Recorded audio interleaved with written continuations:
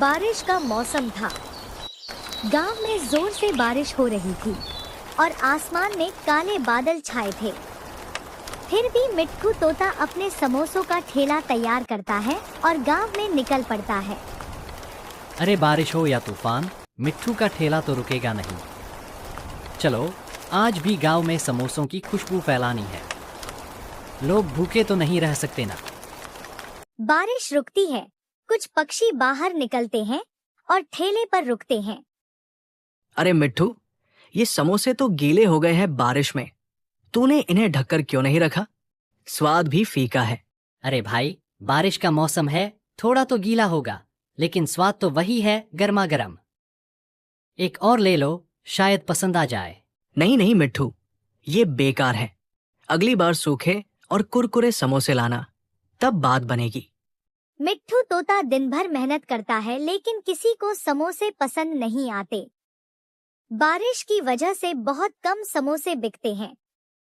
वह थककर और निराश होकर घर लौटता है।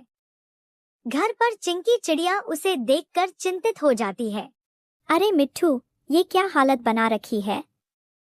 फिर बारिश में भीगते हुए ठेला लगाने गए थे, समोसे बिके या नहीं? हाँ चिंकी, क्या बताऊं, बारिश ने सारा खेल बिगाड़ दिया। लोग कह रहे थे कि समोसे गीले हैं और स्वाद बिगड़ गया है। बहुत कम बिके। ये तो परेशानी की बात है मिट्ठू। अगर रोज रोज ऐसा रहा तो हमारा क्या होगा? ठेले का खर्चा, घर का खर्चा। मैं जानता हूँ चिंकी, लेकिन हार नहीं मानूंगा। कल फिर कोशिश करूंगा। अगले दिन सुबह बारिश हल्की हो चुकी है। मिट्ठू फिर से ठेला लेकर निकलता है, लेकिन कोई नहीं आता। तभी एक बूढ़ा उल्लू, बाबा उल्लू, आता है। बेटा, एक समोसा दे दे, बहुत भूख लगी है। बाबा, भूखे को खाना देना पुण्य का काम है। ये लो गर्मा-गर्म समोसा। बेटा, तेरा दिल तो सोने जैसा है। भगवान तुझे खुश रखे। फिर अचानक बारिश शुरू हो जाती है। बाबा उल्लू अपनी पुरानी बोरी उतारकर मिट्ठू को देता है। बेटा, इससे अपने समोसे ढक ले। मिट्ठू कहता है, बाबा, आप भीग जाओगे। तू मेरी चिंता मत कर बेटा, ये बोरी तेरे लिए ज्यादा जरूरी है। बाबा उल्लू बारिश में गायब हो जाता है। मिट्ठू बोरी से समोसे ढकता है और थोड़ी ही देर में गांव के पक्षी, कबूतर, मैना, बुलबुल आने लगते हैं। सब समोसे खाते हैं और कहते हैं, वाह मिट्ठू, ये समोसे तो जादुई स्वाद वाले हैं। धीरे धीरे सारे समोसे बिक जाते हैं। मिट्ठू खुश होकर घर लौटता है और चिंकी चिड़िया को सारी बात बताता है।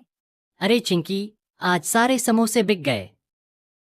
बाबा उल्लू ने जो बोरी दी थी, शायद उसी का असर था। चिंकी हंसकर कहती है, वो बोरी तो बस एक माध्यम थी मिट्ठू, असली ताकत तेरे अच्छे दिल में है। कुछ दिन बाद बारिश फिर से लौटती है। मिट्ठू इस बार बाजार से एक नई चमचमाती छतरी लाता है।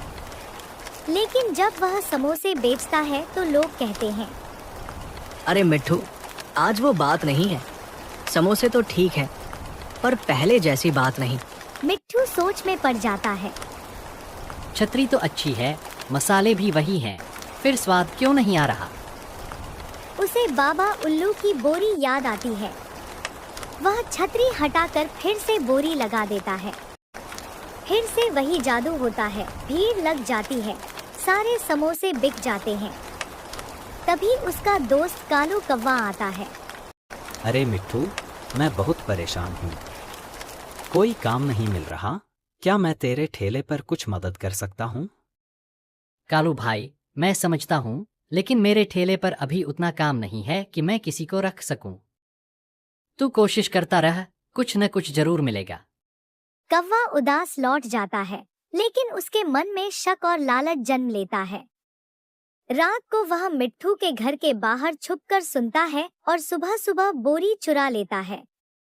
घर जाकर वह और उसकी पत्नी गोरी कौवी बोरी से जादू की उम्मीद करते हैं, लेकिन जैसे ही वे बोरी से सोना निकालो कहते हैं, अचानक बोरी से भारी भारी पत्थर गिरने लगे। एक कालू की चोंच पर, एक गोरी के पंजे पर। दोनों दर्द से चीखने लगे। अरे बाप रे, ये तो जादू की जगह जाल निकला। गोरी बोली, ये सब तेरे लालच का नतीजा है कालू। अब देख, ना सोना मिला ना चैन।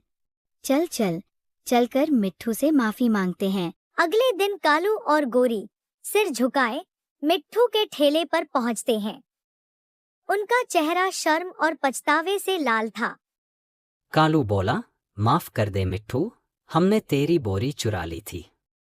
हमें लगा उसमें जादू है, लेकिन हमें समझ आ गया कि असली जादू तेरे दिल में है। मिट्ठू मुस्कराकर बोला, कालू भाई, गलती हर किसी से होती है, लेकिन उसका पछतावा करना बड़ी बात है। माफ किया, लेकिन अब कुछ सीख भी ले।